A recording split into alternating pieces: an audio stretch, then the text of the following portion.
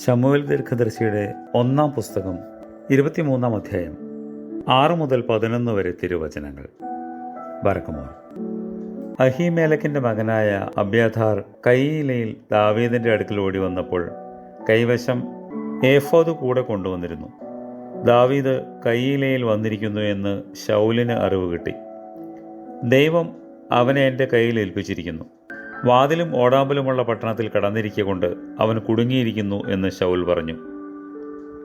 ശൗൽ ദാവീദിനെയും അവൻ്റെ ആളുകളെയും വളയേണ്ടതിന് കയീലയിലേക്ക് പോകുവാൻ സകല ജനത്തെയും യുദ്ധത്തിന് വിളിച്ചുകൂട്ടി. ശൗൽ തൻ്റെ നേരെ ദോഷം ആലോചിക്കുന്നു എന്ന് ദാവീദ് അറിഞ്ഞപ്പോൾ പുരോഹിതനായ അബ്യാഥാരിനോട് ഏഫോദ് ഇവിടെ കൊണ്ടുവരിക എന്ന് പറഞ്ഞു.